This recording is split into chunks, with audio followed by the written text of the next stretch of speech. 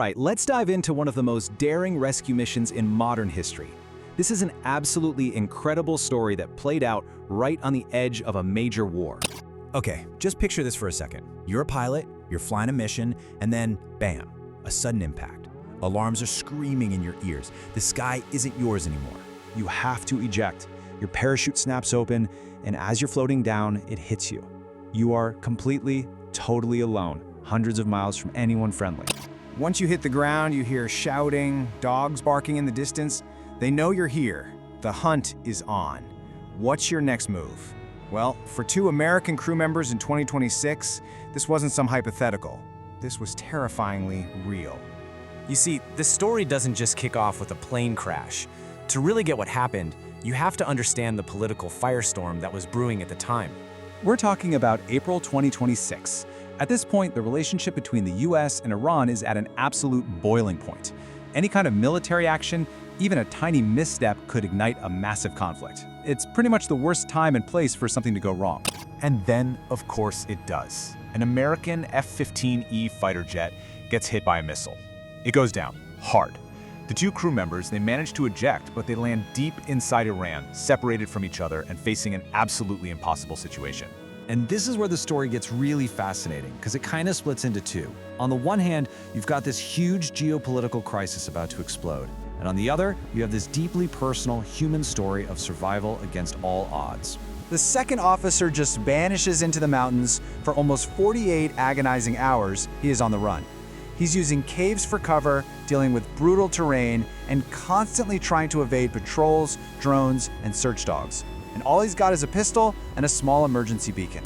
After nearly 2 full days of total silence, the pilot turns on his beacon for just a moment, long enough to send a 3-word message. God is good. Now, this might not sound like much, but it was everything. It wasn't just a prayer, it was a prearranged code that confirmed he was alive and, crucially, that he was still free. That one signal, it changed the entire game. The mission instantly flipped from a search for a missing pilot to a recovery operation, and it kicked off this high-stakes international chess match. And you can really see the two different strategies unfolding here. While Iran was throwing everything it had on the ground, patrols, drones, you name it, the US was playing a totally different game. The CIA launched this brilliant deception campaign, leaking false intel that the pilot had already been rescued.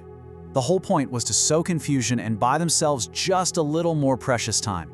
So, with the pilot's general location now tracked and Iranian forces thrown off the scent just a little, a very narrow window of opportunity opened, and the US prepared to launch one of the most complex rescue operations you can imagine. Just get a load of this number. To go in and rescue these two officers, the US sent in more than 150 aircraft. We're talking jets, helicopters, drones, support planes, the whole shebang.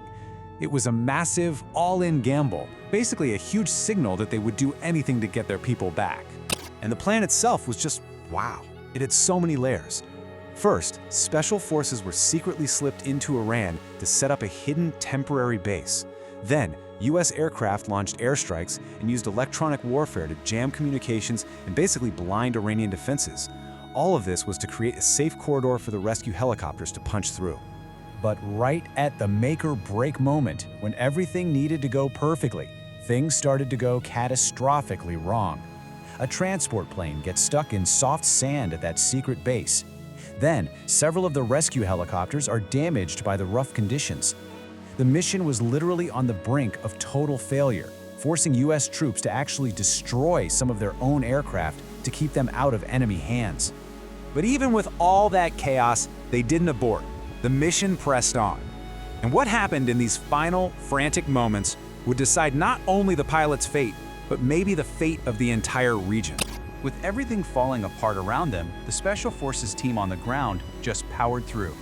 They managed to reach the pilot. He was injured, but he was alive, and they pulled him onto a helicopter literally moments before Iranian patrols swarmed the area. Against all odds, the mission worked. Both crew members were saved. So there's no question, the mission was an incredible tactical victory. It was a true testament to courage and sheer will. But this is the big, thorny question it leaves us with. In rescuing two of its own, did the United States risk pushing everyone into a much bigger war? Was this amazing triumph worth the risk of setting the world on fire? I'd love to know what you think.